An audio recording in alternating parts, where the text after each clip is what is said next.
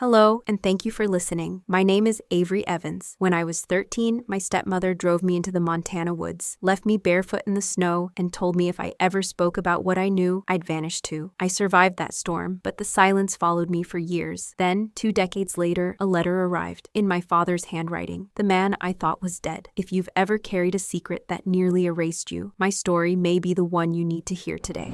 I was 13 the day she left me. Not the kind of leaving where someone storms out after a fight and slams the door, promising they'll be back but never meaning it. No, this was colder than that. Quieter. Final. It was January in northern Montana, the kind of winter where snow doesn't fall so much as it consumes, swallowing everything. Roads, trees, fences, memories. I stood barefoot on the side of an unmarked back road, my socks soaked through, the ice biting up through my skin like teeth. Behind me, her taillights were already vanishing into the storm, swallowed whole by white. She didn't say goodbye, just a sharp hiss of a warning. You breathe a word and you vanish too. I didn't move. Couldn't. My lungs burned from the cold, but the shock was what really froze me. Diane, my stepmother, my guardian since my dad died when I was 4, had driven me out into the woods that morning with a smile on her lips and perfume in the air. She said we were taking a short trip. She said I didn't need my coat. She said, we won't be out long. Stupid me, I listened. The drive had been quiet, no radio, no humming, no usual complaints about me leaving dishes in the sink or tracking snow in the mudroom. She just tapped the steering wheel with her thumbnail. Tap, tap, tap. Her lipstick was too red for a grocery run. Her gloves were the soft kind, cashmere maybe. Something about her felt too calm. Like she'd already made a decision I hadn't caught up to yet. About 20 minutes in, she slowed near a bend in the road, thick pines closing in like they had secrets. Here's good, she muttered. I looked out the window. There was nothing, just snow and trees and the faintest curve of tire tracks, half buried in white. I turned to her. Good for what? She leaned across me, popped the door open with a mechanical clunk. The cold hit my face like a slap. Out! What are you doing? My voice cracked. I looked at her, searching her face for something human. But her eyes, they didn't blink, they didn't flicker. They looked through me. She leaned closer, her breath like cinnamon gum and contempt. You breathe a word about anything, and I'll make sure you disappear for real. You got me? I opened my mouth, but nothing came out. She cut me off. Out. So I stepped out, still in my socks, still clutching my backpack like it was supposed to mean something. She tossed it after me like garbage, watched it sink into the snowbank. Then she smiled again. Think of it as a test, she said. Let's see if you're really as strong as you pretend to be. Then she drove away. No hesitation, no second look. Just the crunch of tires on snow and the blinding red of brake lights swallowed by white. I stood there, motionless, snow creeping up past my ankles. My brain hadn't caught up to my body yet. I wasn't crying, not yet. The wind howled around me, slicing through my sweater sleeves, tugging at my hair, stinging my ears. I looked around. No houses, no signs, just the woods stretching out like forever. Then I saw it, something half buried under a branch, snagged and fluttering like a flag. My scarf, chestnut brown, hand-knit. My dad made it for me the winter before he died. I didn't even remember packing it, but somehow it ended up here.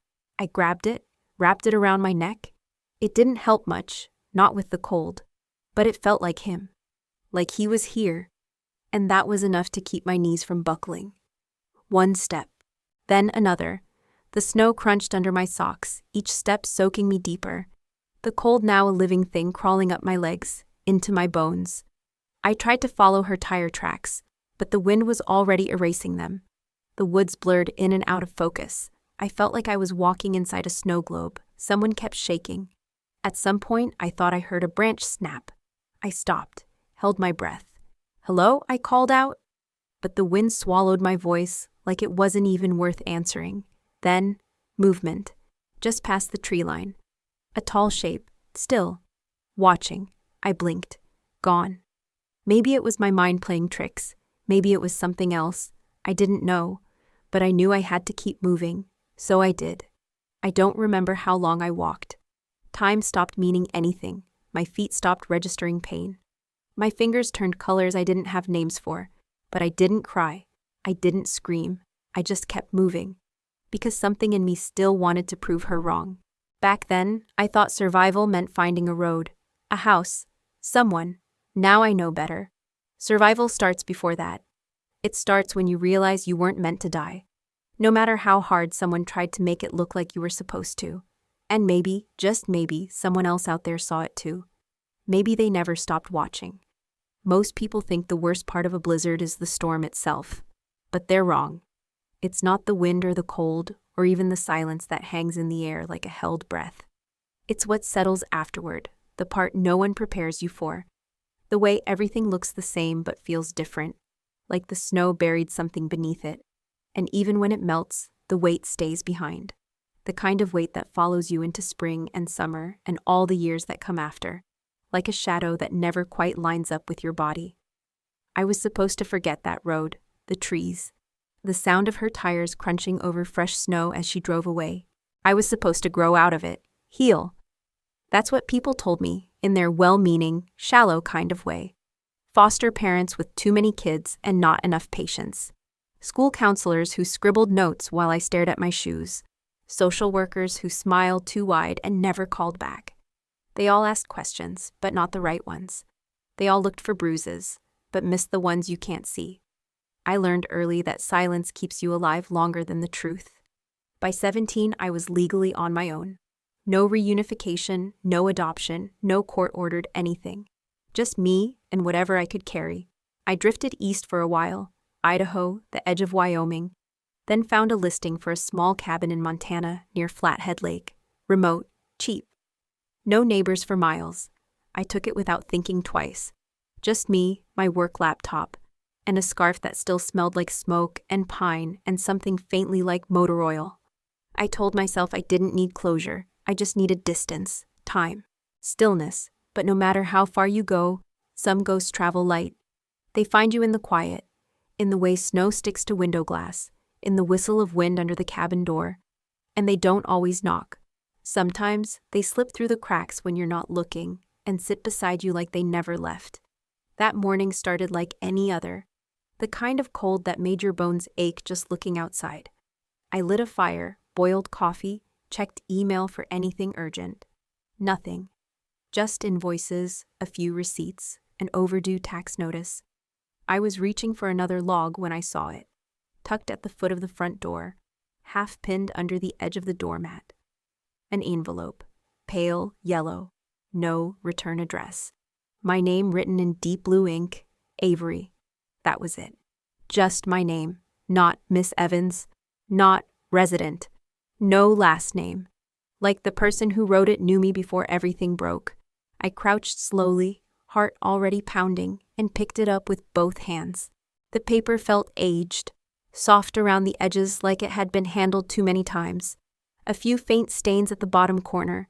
Something about it felt familiar, like the kind of letter someone writes 100 times before finally mailing. I turned it over, no seal, just the faint imprint of a fingerprint where the flap had been pressed closed. Inside was one sheet of lined notebook paper, torn roughly from a spiral. I unfolded it with trembling fingers. The handwriting made my breath catch. Slight slant to the right, bold looped G's, heavy pressure on the downstrokes. I hadn't seen that handwriting in over 2 decades, but I'd know it anywhere, my father's. You were right to keep the scarf. She lied about everything. Meet me where it began. That was all it said. 3 lines, no date, no name. But then my eyes dropped to the bottom right corner. There, pressed in dried ink, was a fingerprint. I stared at it so long my vision blurred. I knew that print. Or more specifically, I knew that scar. A jagged slice through the pad of the thumb, faint but permanent. My dad got it welding a trailer hitch one summer. He came inside laughing through gritted teeth, said, "Guess I earned my badge today." I'd held his hand as he wrapped it, noticed the way the scar split his fingerprint like a bolt of lightning frozen in flesh. I reached for the scarf hanging above the mantel, the one he'd knit me the Christmas before he died. It was frayed now, the ends curled and pilled with time, but it still smelled like him. Cedar, steel, smoke. I wrapped it around my neck slowly, like maybe it could anchor me while the rest of my world shifted again.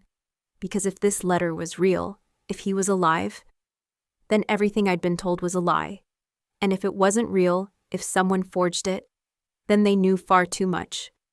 My legs gave out and I sat hard on the wooden floor, letter in one hand, scarf in the other, heart pounding like a warning drum.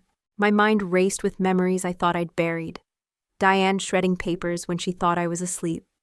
Whispered phone calls in the hallway. A voicemail she played over and over again one night, before she took me on that trip. I never heard the full thing, just fragments, words like custody, compliance, removal. I'd written them down, all of them, on a yellow legal pad I hid under the loose floorboard in Dad's old study. I didn't understand what they meant, but I knew they mattered. The night before she left me in the snow, I remember standing in the doorway, scarf already wrapped tight around my neck. Something had told me to write one last note, just in case. I wrote, "If something happens to me, it's not an accident. Please find this." Then I slipped it beneath the board with everything else. I never went back, but maybe someone did. I stayed awake all night, curled on the couch under a thick wool blanket, staring at the letter like it might vanish if I blinked. The wind howled outside, clawing at the walls. The fire hissed and snapped. I didn't eat, I didn't sleep, I just stayed, suspended between past and present, trying to make sense of 3 lines and one fingerprint that shattered everything I thought I knew. Just before dawn, I rose and opened my laptop, pulled up an old satellite map of the region near where Diane had dropped me. The road was still there, unmaintained, no name, nothing but pines on both sides. But I remembered it. Every turn, every curve. I whispered it aloud. Each direction etched into my memory like a scar. Turn off County 12, follow the bend, right at the rusted gate. No signage, no driveways, just trees. I stared at the screen, then at the letter, meet me where it began. If it was a trap, I'd know. But if it wasn't, then maybe, just maybe, someone survived that storm too. The thing about memory is that it doesn't just fade, it folds, layers itself into corners you don't realize you still carry. You think you've moved on, that you've buried it deep enough. But then something small, like a letter or a scar or a 3-line message with your father's thumbprint, pulls the whole thing loose, and suddenly you're 13 again, standing in the snow, barefoot and hollowed out. I sat at the table long after the sun rose, the letter beside me, the scarf wound tight around my neck like armor. It was frayed at the ends, one corner slightly burned, a small snag near the middle where I used to rub my thumb when I was scared. I'd done that a lot. On nights Diane screamed too loudly at the walls. On mornings she slammed the fridge just to hear something break. When I couldn't find words, I found the scarf. It was the only thing she didn't throw away when he died. Maybe because she forgot it existed. Maybe because she wanted me to have it, to remember, to suffer. Or maybe because she never saw it as dangerous. But it was dangerous, because it was proof, not just of him, but of who I was before she rewrote the story. He'd made it the Christmas I turned 7. He wasn't good at knitting. He'd watched a YouTube tutorial after a job injury sidelined him for 3 weeks. The yarn was rough and uneven, the color chosen only because it was on clearance. He'd wrapped it in a paper bag, scribbled, "For the toughest kid I know," on the outside. I remember how big it looked when I first wore it, how it trailed behind me like a cape. I never took it off that winter, not even to sleep, and I didn't have it with me that morning she left me. Or at least, I didn't think I did. But there it was, tangled on a branch, caught like it had followed me, or like someone put it there. The letter's first line haunted me. "You were right to keep the scarf. Not thank you, not I missed you.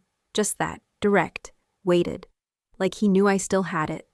Like he was watching." The storm outside had picked up again. Snow curled around the edge of the windows, piling against the porch railing. It would be dark again soon. I moved to the hearth, adjusted the scarf gently on its hook. I never washed it. Never could. The faint scent still lingered. Ash, steel, the ghost of motor oil. His scent, faded but stubborn. I ran my thumb along the edge of the knit again. That old reflex. My hands had stopped shaking, but my chest still felt like it was full of broken glass. If he was alive, really alive, why now? Why the message? Why the silence? Unless he hadn't been silent. Unless something or someone had kept him from reaching me. I walked to the back bedroom and opened the trunk I hadn't touched in years. The old things were still there, a few photos, legal papers from when I aged out of the system, and tucked beneath an old flannel shirt, the case. Plastic, waterproof. Inside it, wrapped in a torn t-shirt from middle school, was the yellow notepad. The pages had curled at the edges, ink faded in some places. But my handwriting, slanted, panicked, too mature for my age, was still there. Names, dates, receipts I copied down, conversations I overheard and didn't understand but knew not to forget. Page after page of fragments. Code words Diane used in phone calls. People who stopped by the house and never came back. I had even copied part of that voicemail, broken but real. I flipped to the last page. The one I left the night before she took me out into the snow. If something happens to me, it's not an accident. Please find this. No one ever found it, until now. That meant whoever left that letter had been inside the house, had seen the notepad, had read every line, had followed the same trail I left behind like breadcrumbs, which meant they knew about her, about what she did, about what she tried to hide. And the only person who would recognize that scarf, that notepad, and that message for what they were, was him. I sat back on my heels, the case open on my lap, the fire crackling in the next room. Something shifted inside me. Not certainty, not hope, not yet, but something like direction, like gravity pulling me towards something I couldn't see but could feel.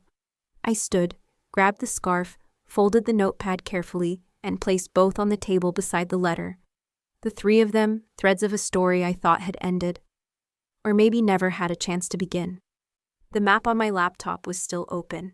That stretch of woods outside Havermore, the unmarked road, the clearing where time froze. I traced the path again with my finger. Then I whispered it aloud, just like before. Turn off County 12, right at the rusted gate. Follow the bend.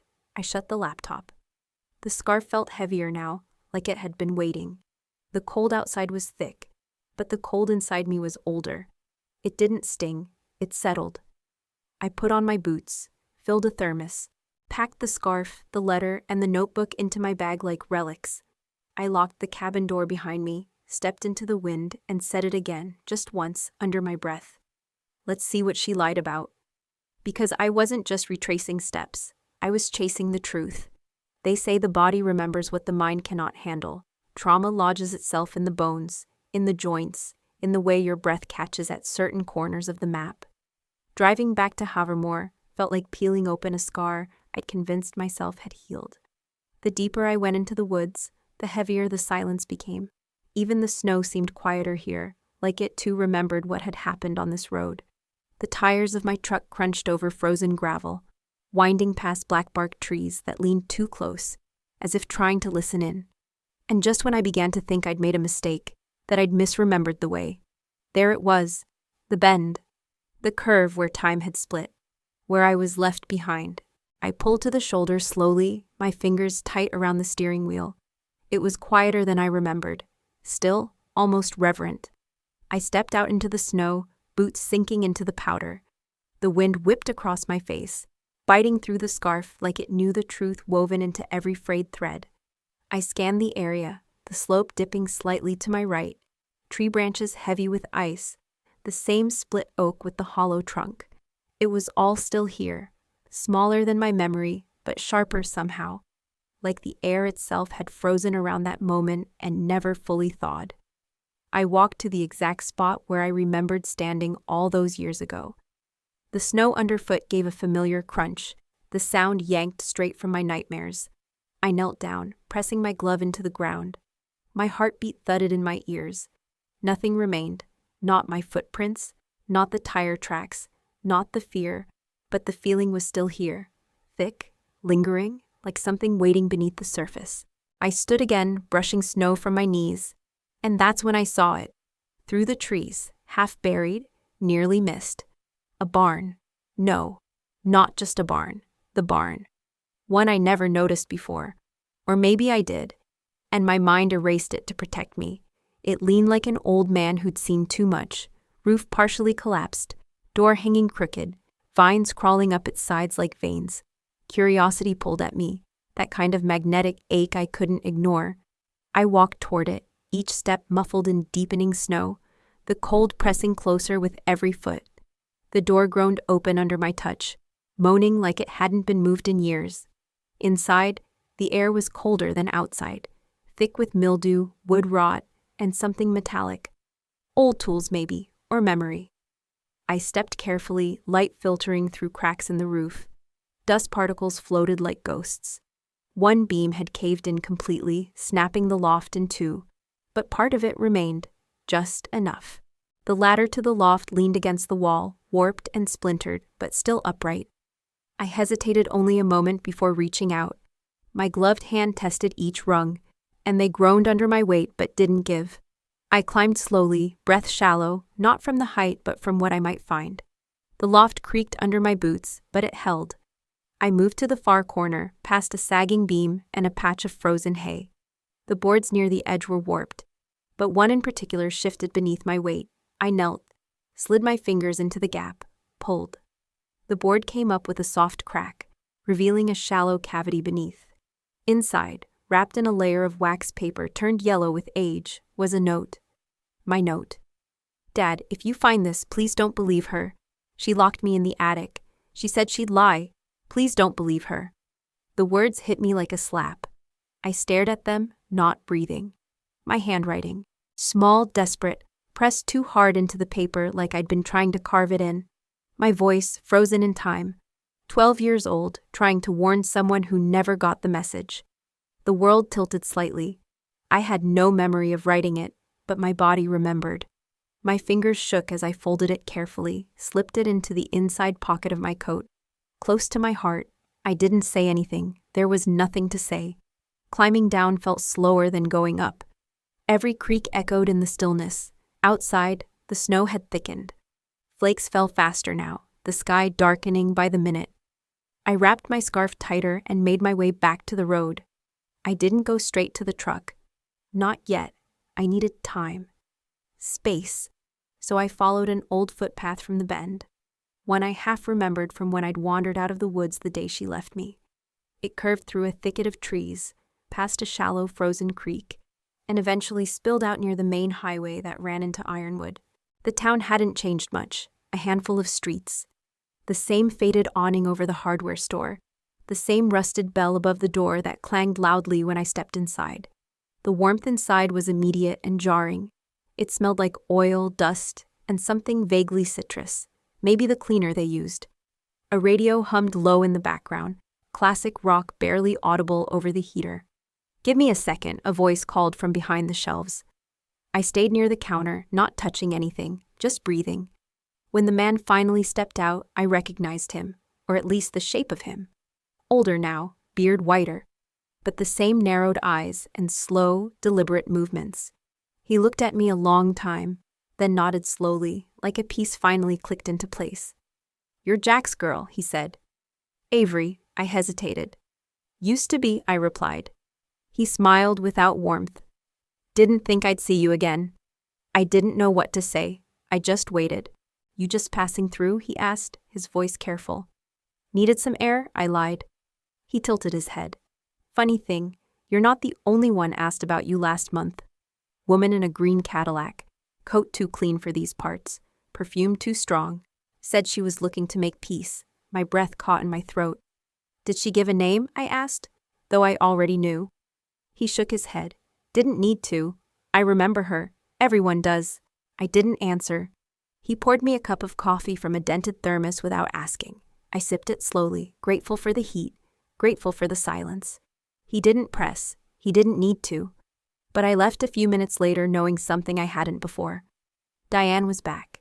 And if she was here, searching, then someone must have told her I'd been looking too. Which meant this wasn't just a return. This was a race.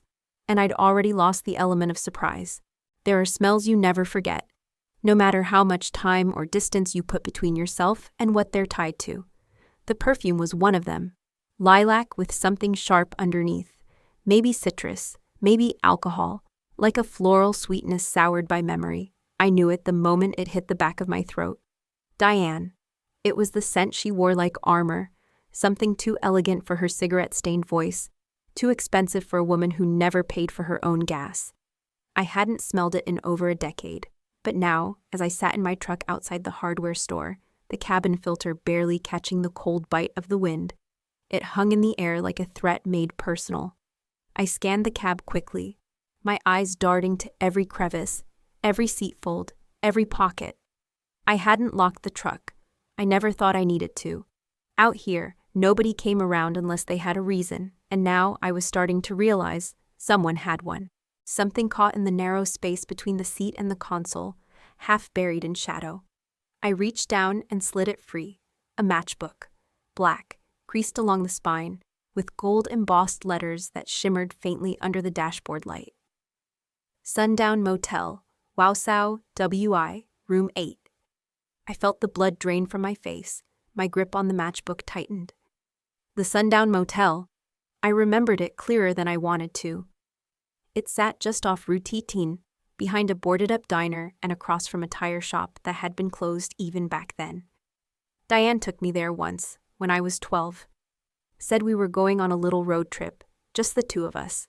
She let me eat vending machine chips in the car while she disappeared into Room 8 with a man who never came out to say hello. I spent the night curled in the back seat with my jacket over my legs, the dome light flickering every time the wind shook the car. I counted headlights until dawn. It wasn't the worst night I had with her, but it was the night I started to understand how alone I really was. Now, the same room number stared back at me like a dare. I turned the matchbook over, half expecting a note. But there was nothing. Just a tiny smudge near the bottom, like someone had rubbed the edge with their thumb before leaving it behind. I held it to my nose. Faint perfume again. Lilac. Deliberate. I shoved it into my coat pocket and looked around. The street was empty, just snow and shadows and the far-off hum of wind through pines. But I couldn't shake the feeling I was being watched. Not directly. More like someone had already been here and was waiting for me to catch up. The truck engine groaned to life. I didn't drive home right away. I took the long route. 2 detours, 1 unnecessary gas stop, and 3 rear-view glances for every mile. If Diane had eyes in town, I wasn't going to make it easy for her. When I finally pulled up to the cabin, the sun was low and bleeding orange behind the tree line. The snow had thickened, falling steadily now, blanketing the road in silence. I killed the engine and waited a beat before stepping out. Something was wrong. The stillness wasn't right. It wasn't peaceful. It was intentional. Inside, the cabin felt off. The door hadn't been forced. The windows were closed, and the fire from earlier still held some warmth. But it felt disturbed, like someone had moved through it with careful hands. I checked the kitchen, the hallway, the bedroom. Nothing stolen, nothing broken, nothing obvious. But on the counter, just beside the fruit bowl I hadn't touched in days, lay a folded receipt I didn't recognize. I picked it up slowly, heart thudding. On the back, written in thick, uneven ink, were 3 words. We never stopped. I stood there for a long time, my thumb brushing over the handwriting. It wasn't Diane's, too clumsy, too rushed. But it was someone working with her, or for her. Someone who had been inside my home, who knew I would find it, who knew I would understand what it meant. Not a message of regret, not a warning. A statement. Cold and final. Whatever had started all those years ago hadn't ended. Not for her, not for them, not for me. I placed the receipt beside the matchbook, then went to the mantel and reached for the scarf. It felt heavier than usual. Weighted with memory, I pulled it tight around my neck, like armor. Then I moved to the trunk by the couch, opened it, and pulled out the weatherproof folder I'd started compiling. Inside were my notes, the copy of the letter with the fingerprint, the photo from the barn, and now, the matchbook and the receipt. Evidence, if you could call it that. Proof, if anyone ever bothered to believe me. I added a new page to the notebook I kept tucked inside. Feb 12, cabin entry, no sign of forced access. Message left, we never stopped. Matchbook still warm, Diane close, possibly here, not working alone. The snow fell harder now, thick flakes battering the windows like fists made of ash. I didn't turn on the lights. I didn't light the fire. I sat by the window, tucked under a wool blanket with a flashlight in one hand and a crowbar in the other, just in case. I stared out at the darkness, waiting for movement. Then I saw them. Tire tracks, fresh, curving into my driveway, wrapping around the cabin, twice, like a snake tracing its path before striking. My hands went still, my breath caught in my throat. I hadn't moved my truck. I hadn't had any deliveries scheduled. No one had a reason to come up here, no one except her. Whoever it was hadn't knocked. They hadn't tried to get in, they just circled, watched, left, a warning, or a promise. I stayed up until the sky turned pale again, listening to the wind, to the groan of old wood, to the pulse in my ears. And when the sun finally broke across the treetops, I stepped out onto the porch, boots crunching over untouched snow, and whispered what I'd been too afraid to admit. She never stopped looking, and now that I was looking back, I knew exactly where I had to go next. Room 8, Sundown Motel, where she started erasing me. And where I'd start writing myself back. I didn't sleep, not really. Maybe I drifted for minutes at a time, my eyes closed, but my ears tuned to every creak of the walls, every whistle of wind through the eaves. The fire had burned out hours before, leaving the cabin cold again, but I couldn't bring myself to move. I just sat on the couch, wrapped in a quilt, scarf still looped around my neck like a lifeline. The matchbook, the folded receipt, the scarf, and the notebook sat lined on the table like relics, proof that someone had come back, not just into my life, but into my house. Proof that I wasn't safe, even out here, even after all these years. The snow had stopped sometime before dawn, leaving behind a landscape covered in stillness, the kind of quiet that doesn't soothe, but warns. I waited until the sun crested the trees before stepping outside. The cold slapped me in the face instantly, sharp and honest. The driveway was a mess of tire tracks, curving like a snake around the cabin, just like I'd seen the night before. I didn't bother brushing them away. I wanted them there. I wanted to remember. I made my way down to the mailbox, half a mile from the cabin, tucked between two birch trees like someone had forgotten to put it somewhere more practical. I don't even know why I checked it. Habit, maybe. Some part of me pretending that something normal might still happen. But there, wedged between a grocery store flyer and a blank envelope from the electric co-op, was another letter. No return address. My name, again, handwritten, precise. Tight strokes, not the loose scrawl from the note on the receipt. A different hand. I tore it open with stiff fingers, expecting another threat, another taunt. But it wasn't a letter. It was a photo. My breath caught in my throat. Me, 13 years old, standing in the snow. My sweater was too big, sleeves pulled over my hands, and my feet were bare. My arms were crossed tight across my chest, like I was trying to keep something inside. My hair was soaked, matted to my cheek, and I was looking down, not at the camera, not at the world, just down, like even then, I knew I wasn't supposed to be seen. I knew this photo. Not because I remembered it being taken, because I remembered the moment. It was the same day Diane left me in the woods, that storm, that road, that silence. Only now I was seeing it from someone else's point of view. Whoever took this had been behind me, watching, following, recording. I turned the photo over. Nothing on the back, no note, no initials, just a single fingerprint, smudged, partial, too faint to read. Not red ink this time. Just dirt, maybe. Ash. I stared at it for a long time, my hands shaking harder than they had in days. This wasn't a memory. This was surveillance. This meant someone was there, not just Diane, someone else. Someone who knew what she'd done and didn't stop her. Someone who maybe helped, or maybe just watched and walked away.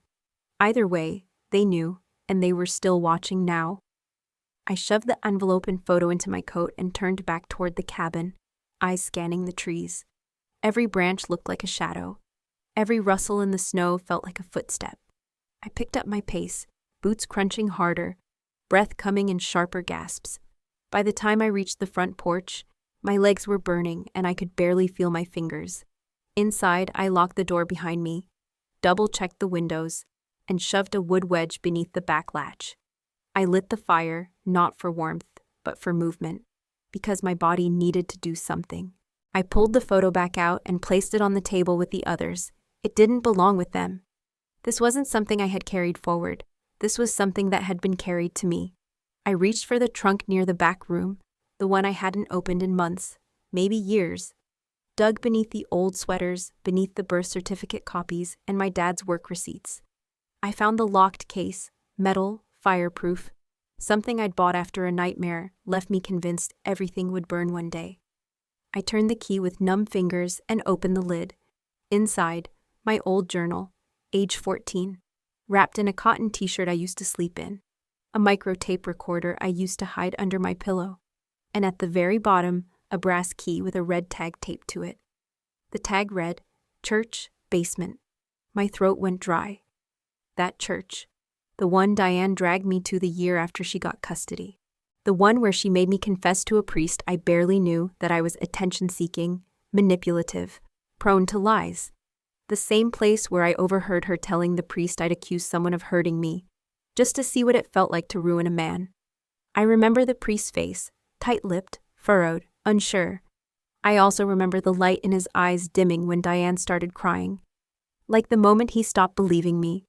But there was something else about that church, a filing cabinet, a side room locked with a heavy latch.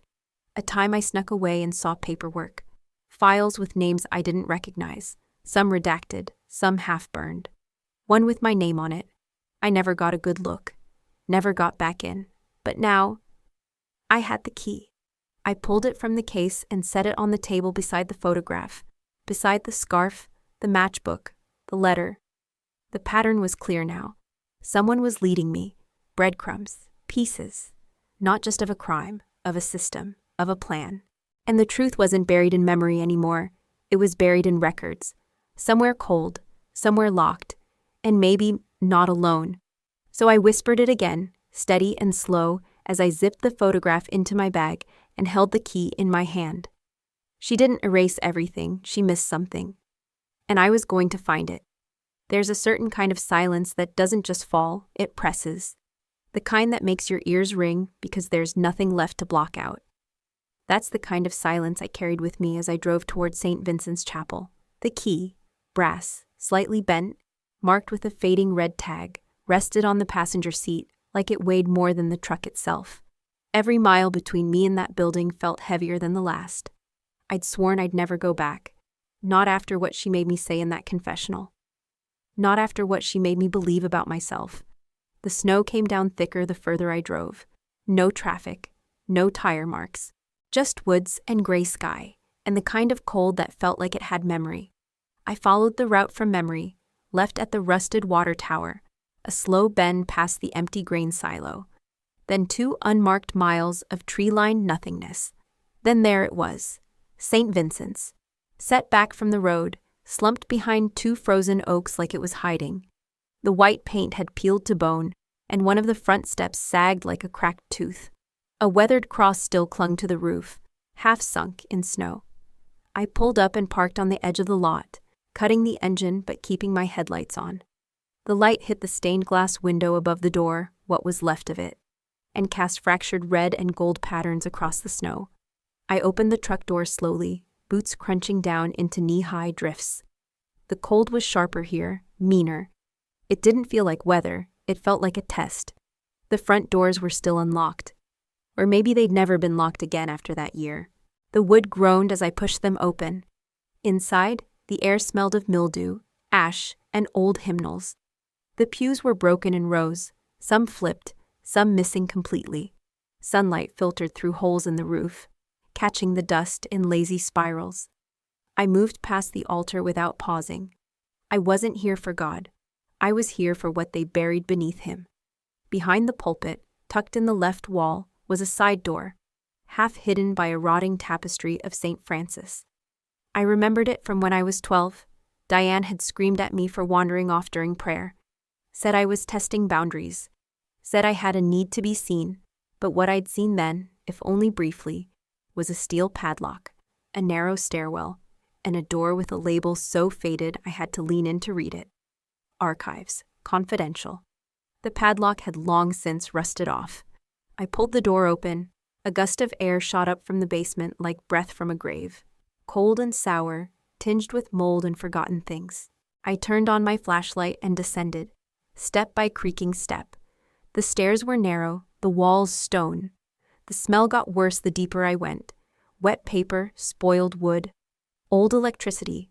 The floor leveled out into a wide basement chamber with low ceilings and sagging shelves. Files, dozens of them. Metal cabinets lined the far wall, most drawers pried open, papers spilling out like they'd tried to escape. But one cabinet in the back corner was still locked, still untouched. I crossed the room, stepping carefully over debris. Broken rosary beads crunched under my boot. I knelt in front of the cabinet, heart pounding. The brass key in my coat pocket felt hot against my ribs, though I knew that was just blood and nerves. I slid it into the lock. It stuck at first, then gave with a rusty click. The drawer slid open with a screech. Inside, binders, tapes, photographs, and file folders labeled in red ink with dates and codes and initials. I pulled the first binder. It was labeled Patient Compliance, Study Group 5B. The pages inside weren't sermons or Sunday school notes. They were observations, clinical language, emotional reconditioning strategies, behavior metrics. The margins were filled with notes in a tight, familiar hand, one I hadn't seen since I was a child. Diane's. Subject shows increased responsiveness to prolonged silence. Isolation period 72 HRs. Result, submission increased. Verbal cues must follow physical correction within 10 minutes to maintain link. My stomach turned. My hands began to shake. These weren't notes about helping children. They were instructions, protocols, a guidebook on how to erase a child without leaving a mark. I flipped to the last page. There in the corner was a photo stapled to the inside of the binder. A girl, me, age 13. Same photo as the one I found in the mailbox. But this one had a number typed in the corner, SG5BA0 and 3. I dropped the binder, my breath caught in my throat. My pulse roared in my ears. I reached for one of the tapes, labeled John 11, Session Log. Crying stops after 3. I didn't dare play it. Not yet. I stepped back, hands trembling, mind racing. Who else knew about this? Was Diane working alone? Was this part of something bigger? Behind me, something clicked. Soft, mechanical. A tiny red light blinked in the corner ceiling above the cabinet, so faint it was barely visible. A camera. Not old, not dusty. Active. Recording. Watching. I didn't scream. I didn't move. I just stared. Then the old chapel speakers crackled to life. I told you not to come back, little ghost. The voice. Hers. Diane's. Slightly older, rougher, but unmistakably her. I turned slowly, scanning for speakers, for mics, for eyes behind the walls. Curiosity always was your weakness. My legs started to move before I told them to. I grabbed the binder, 2 tapes, shoved them into my bag, and ran. Up the stairs, through the sanctuary, past broken pews and splintered light, out into the snow, into the cold, towards something like escape. But as I reached the truck, heart pounding, lungs burning, I saw it. My back left tire, slashed, flattened into the snow like a dying lung. I stood there, blinking, no one around, no sound, no escape. So I whispered to the trees, to the wind, to whoever was still listening. You're not just watching me, you're hunting me. And I wasn't going to let you finish what you started. The wind howled through the trees behind me, like it was chasing something I couldn't see. I kept walking, boots crunching through the thickening snow, heart racing with every step away from the chapel. My backpack thudded against my spine, filled with things I didn't yet understand. Tapes, photos, notes written in my own handwriting and Diane's. My legs ached, but I couldn't stop. Not here. Not where that voice still echoed in my ears, slithering out of the speakers like it had been waiting all these years just to remind me. You were never free. The camera, the lights, the slashed tire, they weren't random. They were a net. And I had just barely slipped through. I don't know how long I walked before the headlights appeared. 2 pale beams cutting through the storm, slow and deliberate. Like they weren't just traveling, they were looking. I ducked behind a thick pine, heart pounding, crouched low enough that the snow touched my knees. My fingers wrapped tight around the cold metal of the crowbar still tucked beneath my coat. The truck rolled closer, tires grinding over ice and gravel. It was a patrol vehicle, brown stripe, county badge. When it came to a stop, the driver stepped out, middle-aged, tall, with a weathered uniform and eyes that scanned like they'd seen too much. "You all right out here, miss?" he called. His voice was calm, measured. "Name's Deputy Clint Avery. You lost?" I stayed behind the tree a second longer, breath fogging the air, instincts screaming not to trust him. But my legs were starting to go numb, and my lips had cracked in the cold. Slowly, I stood and stepped into view. "Flat tire," I said, keeping my voice level. "Left my truck near St. Vincent's." He tilted his head slightly, like that told him something more than I meant. "Well," he said, "you're lucky I came through. Come on, I'll get you warm. Weather's turning." I hesitated, then climbed into the truck, my backpack never leaving my shoulder. The heater blasted heat across my legs and face. My eyes stung from the contrast. The ride was quiet at first. Just the hum of the tires and the familiar weight of silence that now felt suspicious instead of peaceful. I stared out the window, watching the blur of trees roll by. "Not many people go near that church anymore," Clint said eventually. "Strange place. Bad history." I didn't answer. I didn't need to. He didn't ask any more questions, and I was thankful for that. Though the quiet felt heavier than before. After 10 minutes, we pulled into the sheriff's outpost on the edge of Ringel, a squat building with metal siding and a single flickering light above the door. My gut twisted the second I saw it. Inside smelled like old coffee and damp carpet. A heater buzzed in the corner. Paperwork was scattered across the desk like someone left in the middle of a thought. Clint motioned toward a plastic chair by the radiator. "Sit. Warm up," he said. "I'll get things started. Just some paperwork." I nodded, kept my coat zipped, and sat down with my pack still hugged to my chest. He disappeared into a side room, then out the door. I sipped the coffee he'd poured but didn't swallow. My eyes scanned the room, one camera in the corner, unplugged. 2 exits, a hallway leading toward the back. The silence here wasn't right. It was shaped, designed. The window next to the front desk had a thin crack between the blinds. I stepped closer and peeked through. Outside, Clint stood near his cruiser, phone pressed to his ear. I couldn't hear what he was saying until the wind shifted. His voice came faint but clear, like a needle sliding under skin. "Yeah, she's here," he said. "What do you want me to do with her?" I didn't move, didn't breathe, just stood there and let the words pierce through me like ice. This wasn't an accident. I wasn't found. I was delivered. And someone, maybe her, had already claimed me. I backed away slowly, eyes fixed on the doorframe in case he turned. But he stayed outside, still talking. I grabbed my bag and moved toward the rear hallway, past old lockers and a coat rack with a single hat on it. The exit sign above the door at the end blinked red like a pulse. I pushed the bar gently, silently, and stepped out into the dark. The wind roared louder now, colder, but I didn't stop. I cut behind the building, then into the woods. No lights, no roads, just snow and instinct. My breath burned in my chest, my boots slipping on ice-crusted leaves. But I kept going, kept running. Away from the station, away from Clint, toward anything that didn't feel like a cage.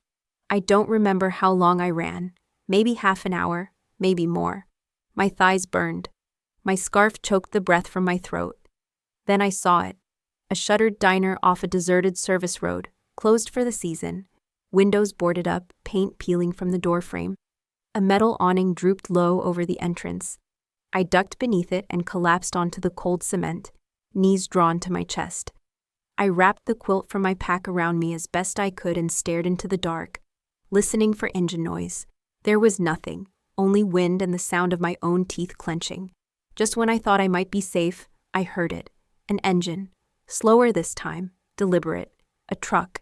No sirens, no radio. It rolled to a stop in front of the diner. I didn't move, couldn't move. The door creaked open. Boots landed in the snow. 2 heavy steps, then silence. Then a voice. Low, familiar. Worn like a prayer spoken too often. Avery, he said. I looked up. The man before me crouched down, one hand reaching into his coat. No sudden moves, no demands, just quiet. He pulled out a photograph and held it toward me. My fingers shook as I took it. It was me, age 5, standing in the grass, missing teeth smiling wide, a yellow sundress and a stuffed bear in one hand. Next to me, a man with his arm around my shoulder, tall, smiling. The same man crouched in front of me now. My name is Jack Evans, he said gently. I'm your father. I didn't speak, couldn't, because the man I'd mourned for 2 decades was alive, and the only thing more terrifying than seeing him again was realizing Diane had lied about everything. I stared at the man in front of me like the snow might wash him away if I blinked too hard. Jack Evans, my father, not a memory, not a photograph, not a name spoken once in a therapist's office and quickly buried under disbelief. He was alive, and he was kneeling in front of me in the middle of a snowstorm with a picture of the life I was supposed to have. My hands tightened around the photograph. My voice wouldn't work. My lungs felt hollow, like they'd been punched through with silence. I had questions, 100 of them, but none of them made it past the wall in my throat. He stood slowly, careful not to move too fast, like he thought I might bolt. We shouldn't stay out here, he said gently. There's a cabin about 15 minutes west. I've got wood on the fire and food on the stove. I didn't move. Didn't trust my legs. He didn't push, just waited. The kind of stillness that only comes from someone who's lived through storms before. You don't have to talk, he said, but you should be warm. That was the part that broke me, the simplicity, the kindness in it. So I nodded once and followed him through the dark, past the shuttered diner, into a truck that smelled faintly of pine and motor oil. He didn't ask what was in my backpack. He didn't ask why my hands were shaking. He just drove. The cabin sat at the edge of a frozen ravine, tucked beneath a line of tall pines that leaned like they were keeping secrets. Smoke coiled lazily from the chimney. The lights inside glowed yellow and soft. He parked in silence, then stepped out, leaving the engine running. I hesitated before following. Every step toward that door felt like stepping deeper into something I didn't know how to name. He opened it, the hinges creaking softly. Warmth wrapped around me like a coat I hadn't worn in years. The fire crackled in a stone hearth. A kettle whistled gently. A heavy wool blanket waited on the back of the couch like someone knew I'd need it. Sit anywhere, he said, pulling off his gloves and tossing them in a metal bin by the door. I've got stew on. It's nothing fancy, but it's hot. I didn't answer. I lowered my backpack slowly to the floor, but didn't take off my coat. My body hadn't caught up to the warmth yet. He stirred the pot on the stove, then poured 2 bowls, set them on the table with 2 mismatched spoons. He sat first, waited. Only when I finally pulled out the chair and sat across from him did he speak. I never wanted to leave you, Avery, he said. I fought for you. I swear to God I did. My throat tightened, but I held his gaze. There was no defensiveness in his voice, no apology caked in excuses, just the kind of tired that comes from losing something you were never supposed to lose. She told me you died in a car fire, I said quietly, when I was 4. He flinched, not dramatically, but like the lie hit harder than the truth ever could. It was a setup, he said. There was a crash. But it wasn't me. It was a man she was seeing. One of many. She used his death. Told the court I was unstable, that I'd disappeared. He took a long breath. She had money, lawyers, friends in places I didn't. I thought of the matchbook, the speaker in the church, the sealed records, all the voices that said I was difficult, dramatic, that I made things up. I thought you didn't want me, I said, and the words came out smaller than I meant. I thought I was the reason everything fell apart. His face crumpled like someone had twisted a screw into his chest. Avery, he said, voice hoarse. I sent letters, dozens, every month for years. I had court documents, custody filings. I kept copies of everything. He stood, walked to the old roll-top desk near the wall, pulled out a leather folder thick with paper. He laid it on the table between us. Inside were envelopes, legal forms, return receipts, postmarked years I couldn't remember clearly, my name written on the corners, pages that had never reached me. She intercepted everything, he said. Made sure you'd never know I was still out here. I flipped through them with numb fingers. Handwriting I recognized. The same slope, the same lowercase g I saw on the birthday cards before they stopped. It was all real. He'd been looking, fighting, and she'd made sure I never knew. Why now? I asked, barely louder than a whisper. Why did you find me now? She slipped, he said. She got sloppy, started showing up places she wasn't supposed to. Someone saw her asking about you. I had someone watching for that. He got word to me last week. He leaned back in his chair, the firelight casting deep lines into his face. That's when I sent the letter. The one with the fingerprint, the message. Meet me where it began. I didn't know if it would reach you. I didn't know if you'd believe it. I swallowed hard, remembering the cold in my bones when I read those words. You knew about the scarf, I said. That's how I knew it was you, he smiled softly. I made it with my own hands. You used to fall asleep with it wrapped around your pillow like it could protect you from nightmares. My eyes stung. I blinked them clear. It did, I said, at least for a while. We sat in silence for a moment, both of us breathing in the weight of what we'd missed. Then I reached down, unzipped the backpack, and pulled out the binder, the tapes, the photograph. I laid them on the table between us. She didn't just erase you, I said. She tried to erase me too. He stared at the documents like they might catch fire, like touching them would make it real. Where did you find these? He asked. St. Vincent's, I said. Basement. There were surveillance logs, session reports, my name, photos of me from the day she left me in the woods. He didn't speak for a long time, just reached forward, slowly, and placed a hand on top of mine.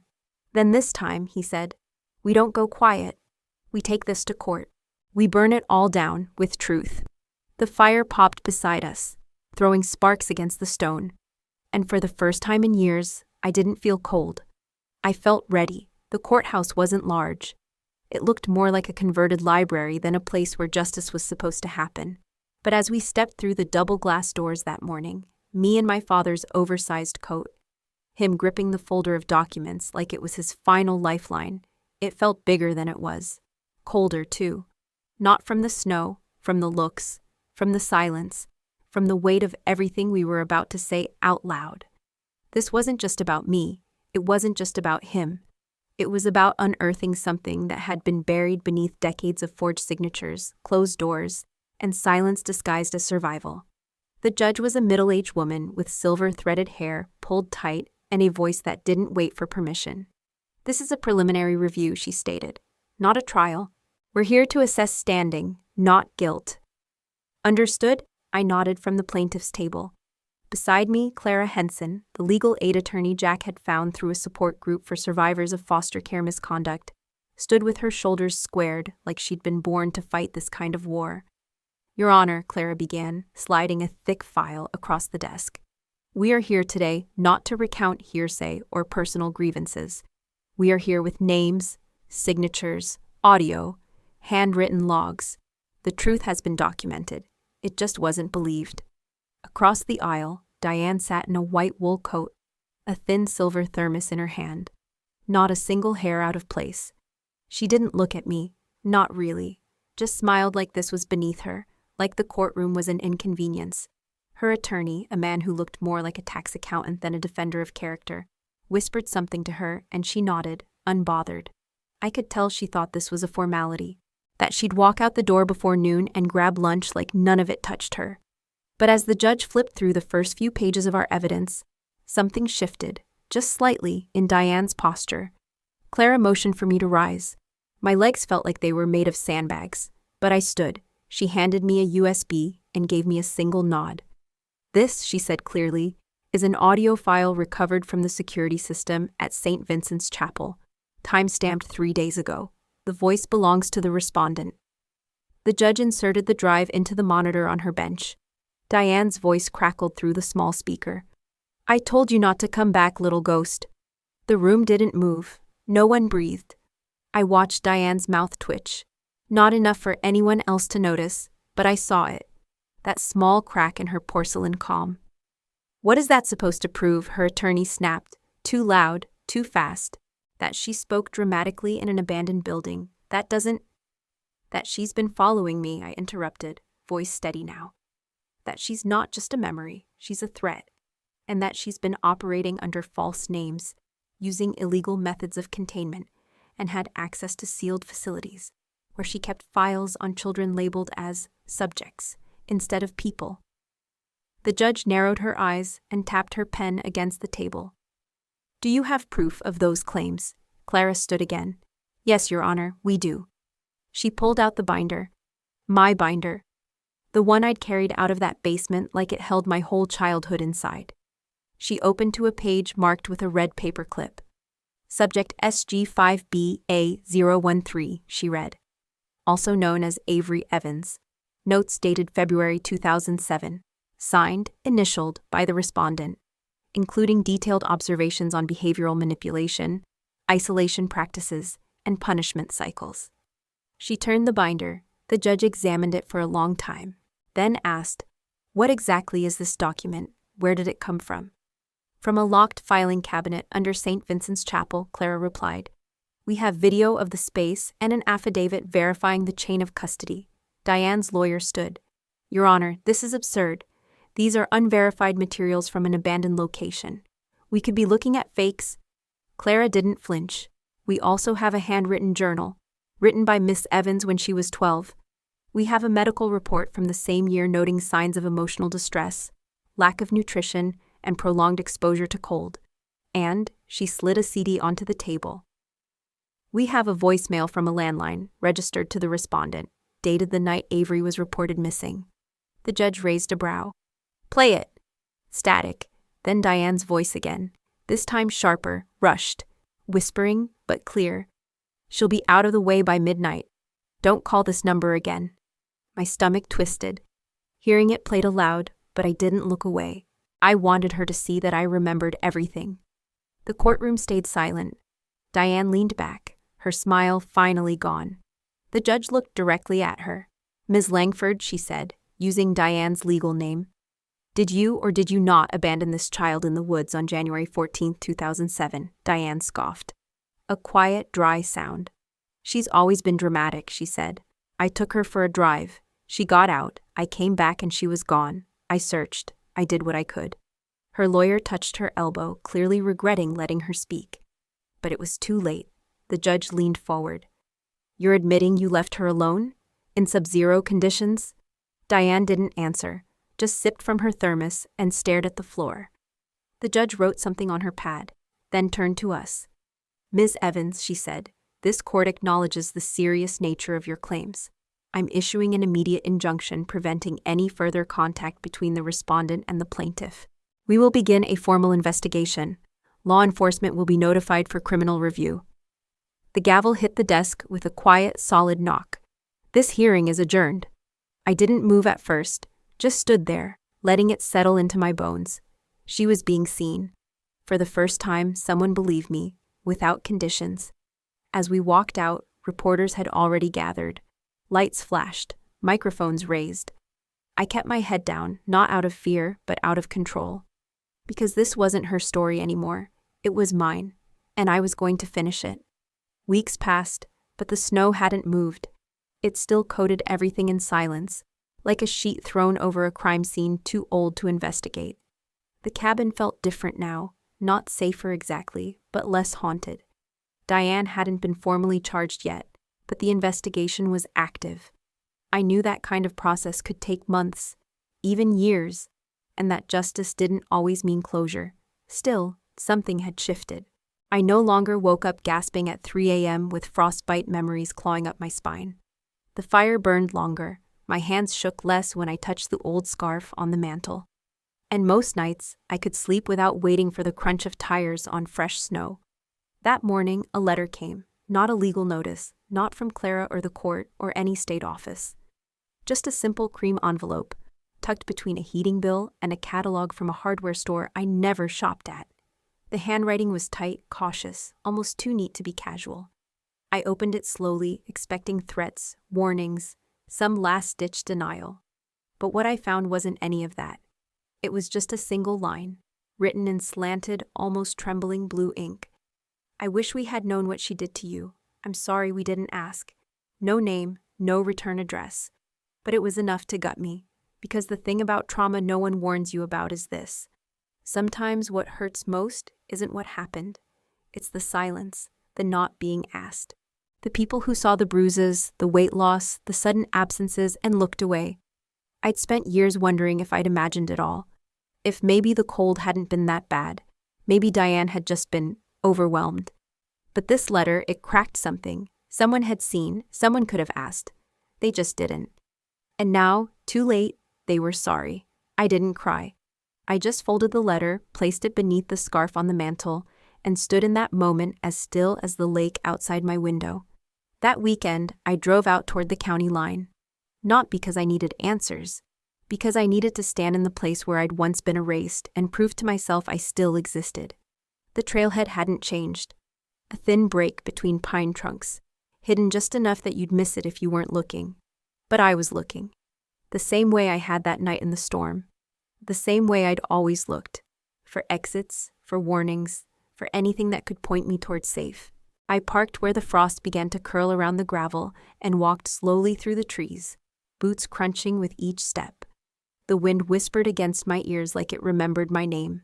When I reached the clearing, the one where I'd been left barefoot at 13, I stopped. The snow was fresh, untouched, just like back then. The trees leaned in, as if still trying to shield the space from what had happened. I stood at the exact spot where I'd seen the taillights vanish, closed my eyes, let the cold sting my cheeks just enough to remember, but not enough to wound. Then I reached into my coat pocket and pulled it out. The necklace, the snowflake charm, mended now. Whole. The chain glinted in the pale morning light as I fastened it around my neck, its weight gentle but grounding. Behind me, I heard the familiar rhythm of boots on snow. No tension rose in my chest this time. I didn't flinch. I knew it was Jack before I turned. He moved slow, deliberate, giving me time to recognize his shape in the silence. When our eyes met, he didn't say a word. He just stood beside me, looking out at the same stretch of frozen wilderness that had once been a prison. I used to think this place would always haunt me, I said softly, that I'd never come back without feeling like I was 13 again. He nodded, eyes glassy but proud. But now, I shrugged. Now it just feels like a beginning. Jack reached into his coat, pulled out a folder, and handed it to me. Inside were papers, signed, stamped, certified. Finalized custody filings from years ago that had never been honored. Letters he'd sent that were returned unopened. A scanned copy of the restraining order Diane had filed with a forged judge's signature. It was everything, a history rewritten and finally corrected. You don't have to carry her story anymore, he said. You get to write your own now. I held the papers tight against my chest and nodded, not because I needed his permission, but because, for the first time, I believed it. As we walked back through the trees, the snow began to fall again, not harsh, not blinding, just soft flakes that melted against my scarf, reminding me that not every storm meant danger. Some just meant change, and some meant freedom. 3 months later, spring cracked open the ice, not all at once, just a slow, almost shy thaw that peeled back the white like an apology. The lake still shimmered with frost in the early mornings, but by noon, sunlight had begun to slip between the trees again. I watched it from the porch of the cottage I'd moved into just outside Duth, a small place with peeling paint and a view of the water that made the past feel smaller, not erased, just distant enough to examine without flinching. Jack had taken the guest room for now, helping fix the plumbing one day, mending the back fence the next. We didn't talk about what happened much, but we didn't have to. Some silences we'd both learned are finally safe to share. The day the fun launched, the sky was clear. No storm, no signs, just a quiet blue kind of hope that didn't ask for attention. The shelter sat on the edge of town, between a shuttered diner and an old auto shop, barely recognizable unless you were looking. But inside, something different bloomed. The walls were lined with coats in every color, thick and soft and chosen with care. Boots in all sizes lined the entryway. A reading nook spilled over with donated books, and the kitchen smelled like cinnamon toast and fresh laundry. I stood in the center of it all and watched it breathe. It wasn't fancy, it wasn't loud, but it was safe. And that made it holy. The plaque near the front door was small, brass, unassuming. It read, "The Snowlight Fund, for the ones who were left behind and walked forward anyway."